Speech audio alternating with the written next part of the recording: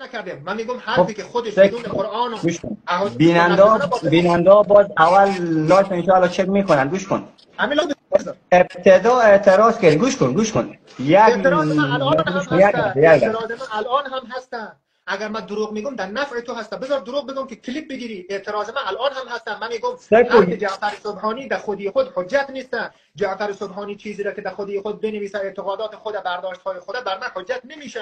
چرا؟ چون در نزد من کلام الله سبحانه و تعالی و سنت رسول که افعال رسول خدا و اهل بیت صلوات الله علیهم اجمعین هست حجت. مثال برای که میزنم بله یا خیر بگو. اگر ابن تیمیه بیاد از خود یک دلیل یک مدل چیز را بیان بکنه، نه از قرآن دلیل پیش کنه نه از سنت، آیا اون مورد قبول تو هست در خودی خود؟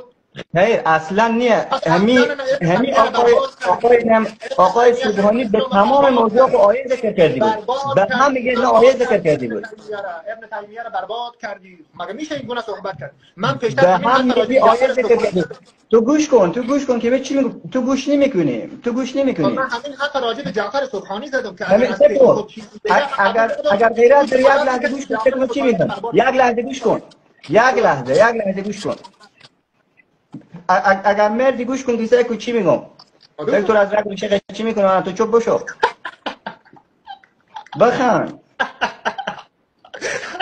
صحبت کن. خب تو تکو اعتراض کردی سر علامه ابن تیمیه رحمه الله که گفتی این تقسیم بندی رو از شکم خو کرده. این تقسیم بندی آیا در زمان پیامبر بوده یا خیر؟ من گفتم دقیقاً همین تقسیم بندی ها آقای سبحانی کرده که او از مراجع تقلید شما است. تو چی میگی؟ ما قبول نداریم. گپ روزو حجت نیست. تو اینجا میای سر خالقیت بحث میکنی. تو تمام اون تقسیمات ذکر کرده. اگر این تقسیم بندی ها قابل اعتبار و قابل قبولیه چه مرجع تقلید شما در کتاب خود ذکر کرده؟ یک من دوباره میزنم. من میگم جعفر سبحانی ربانی که بزرگترینشان باشه اگر بدون دلیل چیزی را بیان کرده، چون که خوب دقت کن، خوب گپ من گوش بده.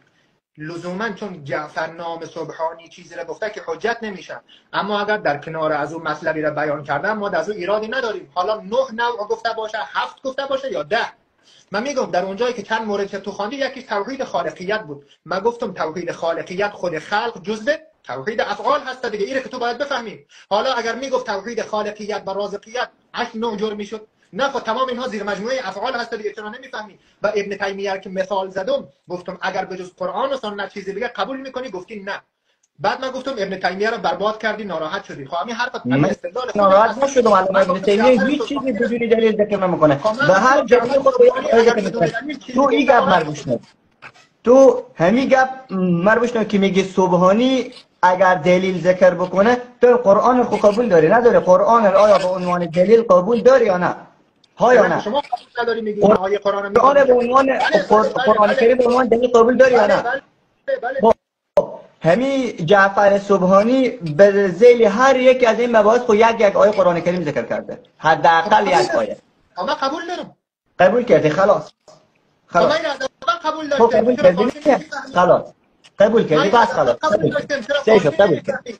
من گفتم جعفر سبحانی ولو 10 نوع را بیاره. ولو جعفر سبحانی 10 نوع را بیاره. چرا فارسی نمیفهمی؟ یعنی سوادتون هست. من میگم جعفر سبحانی قبول کردی کتاب بخونم. فکر نفر اصلا نمیفهمم. من میگم جعفر سبحانی فی نفسه بر ما حجت نیست، چون که جناب جعفر نام گفته قبول داریم. نه بلکه بر ما قرآن و سنت که افعال رسول خدا باشه حجت. ایره همون اولی کلیپ هم گفتم باز میذارم ببین. اصلا تو باشی شخص تو باشی. شما اگر قرآن قبول میداشین نوری طبرسی کتابی در مورد اثبات تحریف قرآن نمینوشت 2000 روایت جمع نمیکرد. برای نوری طبرسی هم هیچی. اگر مرد شدی در مناظرات بعدی باز باب تحریف هم شروع میکنیم. الان بحث جای دیگه نبر. بذار من گپ خلاص کنم که بحث توحید پیش بره. جای دیگه نبر. خواهش میکنم. آفرین. همین تو یک برچسب بزنم که شما قرآن را قبول نداریم. نوری طبرسی 2000 روایت بیارده که قرآن تعریف شده. خب همون کنه که عایشه میگه زیر تخت خود گذاشتم بزغله خورد. عمر میگه که سوره آیات رضای کبیر و محمد حسن راوی نوشته کاملا ضعیفه. بعد از سنت مردود روایت‌هایی را بحث چرا میخواد از باب توحید رفته در باب علم غیب، حالا دلش در فرار هستم میخواد بره در کجا؟ نه به فرار نیم، مانو اصل موضوع بمونده. حالا باشه 10 دقیقه ما آغاز بشه. چرا گپ میزنی پس؟ چرا سر اصل گپ نمیری؟ سکو ختم. موضوع سری ختم. ادامه. تو یک راز گاید تحریف میری، گاید فلان میری، گاید بسم الله مگه ما را گوش کن. همین 10 دقیقه من گوش کن. 10 دقیقه من از همین حال آغاز کن. من ادامه موضوع رو مطرح میکنم. موضوع فروی ختم. بس خلاص. شرم شو آدمای اشتو گوری خودت بحث تحریف و دیگه و دیگه رو شروع میکنی با دیسپک میزنی که بحث تحریف شروع نکردم. یک تو خیلی قرآن میگه، گفتم شما قرآن قبول ندارین، قرآن ملت شما تعریف شده. بس خلاص خبر گفتم. در نظر شما هم تحریف شده هست، اما گونه که عایشه بوزش خورده. تمام. خب خلاص. در کتاب عمدة القاری شرح صحیح ما قبل خود خلاص کنم دیگه، این 20 صفحه اینترنت رو قطع شد. عمدة القاری شرح صحیح بخاری از بدرالدین عینی جلد 24 صفحه 135. همین مطلب را من اسکنش هم دارم نشان میدم و از کتابخانه آنلاین هم و دوباره الان برای عزیزان میارم. عزیزان دل ایشان کتاب عمدة القاری را از پشت سر خود بیاره، دوربین بزنن نشان بده که نیست. عمدة القاری کتابخانه آنلاین جلد 24 صفحه 135. همان مطلب کثیر من الاولیاء، بیشتر اولیاء از امور غیبی خبر دادن و همان گونه شد که اونها میگفتن. اما مطلب خود عبارت عربی بخون. بسیار عالی. در کتاب خوب مطلب رو نگاه کنید عزیزان دل. در کتاب اخبار مکه و ما جاء فیها من الآثار از چه کسی؟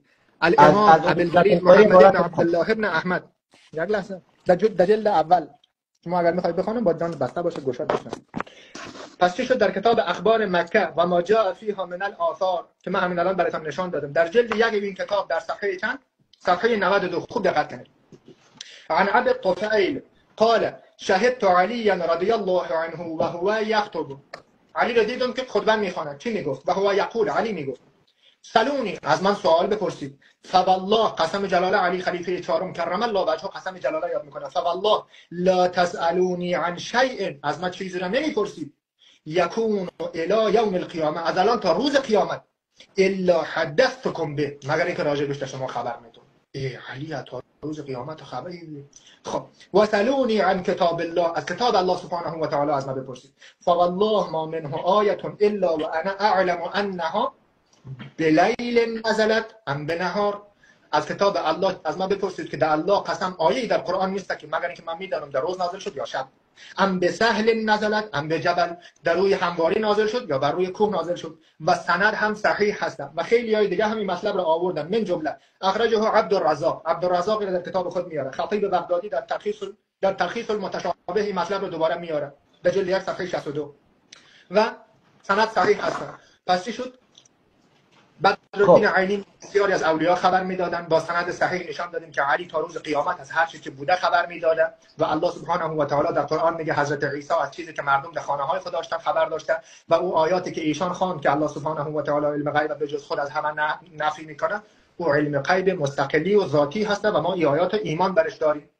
مگر الله سبحانه و تعالی خالق نیست؟ الله خالق هست. نمیشه من خالق باشم. چرا؟ من هم از گل یک مجسمه خلق میکنم، پس من نباید خالق باشم چون الله گفته انا خالق، من خالق هستم. خیر، در صفات و اسما میشه که با الله سبحانه، مثلا الله سبحانه و تعالی صفاتشون رحمان هست، آیا نمیشه که جناب مولوی رحمان باشه؟ میشه. اگر رحمان باشه شریک الله میشه؟ خیر، بلکه او رحمانی که الله سبحانه و تعالی یا خالقی که الله سبحانه و تعالی یا رازقی که الله سبحانه و تعالی هست ایشان نمیتونه باشه. حالا علم غیبی که الله میگه بجز من احدی نداره، علم غیب مستقلا ذاتا در طور کل هست و در دیگر آیات خواندیم که هر کسی بخواد میده. ایشان میگه رسول که امام نیست، امامای خدا سر از ما رسول جور کرده. نه، ولو که رسول شما پیامبر نبی یا فرستاده در نظر بگیری، کل استدلال شما زیر سوال میره، چون در نظر شما فقط مخصوص الله هم، ولو امام باشه، پیامبر باشه، من باشم یا شما، هیچ فرقی نمیکنه. صحبت فقط شماست. خب خلاص. اول کو روایتی که از حضرت علی رضی الله عنه در کتاب اخبار مکه ذکر کردید، ادامه سعی کن چی میگه. حضرت علی رضی الله عنه که میگه شما اگر تا به روز قیامت هم از ما بپرسین و شأن نزول ها رو بپرسین، این منظور از اینه که شما از هر چیزی بپرسین. نه خیر، سباق و سیاق روایت رو نگاه بکن. و موضوع هم حضرت علی رضی الله عنه به سر خطبه که به سر منبر استاد بشه او از چی صحبت میکنه؟ به سر خطبه از احکام صحبت میکنه. از احکام که تا به روز قیامت میگه چیزی از من پرسان بکنین من او به شما جواب میدم. حضرت علی رضی الله عنه مجتهد بود، در مسائل اجتهاد میکرد، جواب همگیر میفهمید، از جمله فقهای مدینه بود. یک موضوع دیگه هم که در عمدة القاری اشاره نکرده که ذکر کرده که اولیاء الله میفهمه کرامات اولیاء الله بود. او غیب نمیگه، او مکاشفه هست. او کرامت میگه، کرامت تا انواع الغیب زمین تا آسمان فرق میکنه. این دو نکته. خب سوم، تو گفتی که حضرت علی رضی الله عنه که اونجا گفته تا به قیامت از ما بپرسیم این مشکل داره، من خب تو عبارت کلینی بیاوردم که به اونجا باب قائم کرده در جلد اول خود چی میگه؟ عندنا علم ما كان و علم ما هو کائن الى ان تقوم الساعه. اینجا مطلق ذکر کرده به صورت کامل. تو باز اینجا میگه که علم غیب نمیفهم، مستقل داریم و غیر مستقل داریم و چکار و فلان تقسیم بندی هایی که همین تقسیم بندی که تو میگی آیا به زمان صحابه بوده؟ تو تقسیم بندی علامه ابن تیمیه رحمه الله رد بکنی، باز این تقسیم بندی خودتو از ناف خودتو بیرون میکنی اینجا بخورده مردم میگی خب خیر. از جواب تور داریم. میایم سر موضوع بعدی. تا این جگاه که تو جواب عبارت ها ما نداری، عبارت های کافی کلینی نداری، یک موضوع. میایم سر ازی که الله متعال سکنیم ائمه به نزد شما علم غیب داره، ائمه علم غیب داره، لیکن شما عقیده به بدع دارین. نسبت به الله متعال عقیده بدع دارین. عقیده بدع اگر معلوماتی در مورد عقیده خود داشته باشی، عقیده بدع رو بفهمی که به احتمال زیاد ترتیب احتمال زیاد وانه میشه. عقیده بدع، خود بدع در فرهنگ لغت اگر ما سعی کنیم فرهنگ لغت معینی ترجمه کرده، بدع به معنی ظاهر شدن، هویدا گشتن.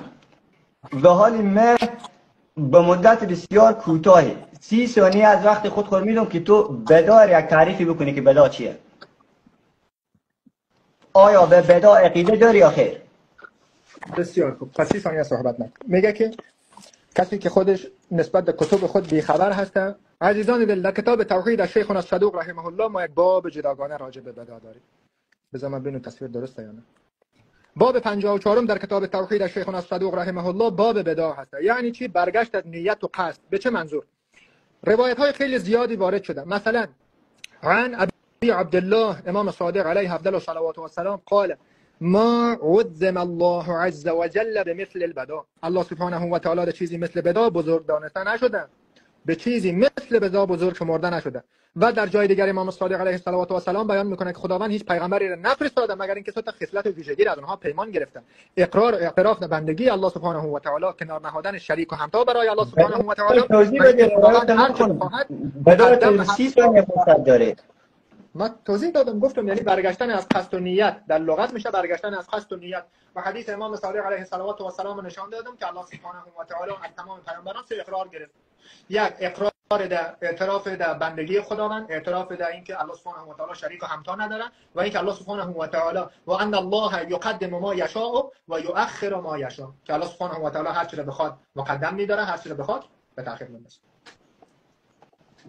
خب عقیده بدع بسیار یک عقیده باطلی هست که این ثابت میکنه که علم الله متعال ناقصه.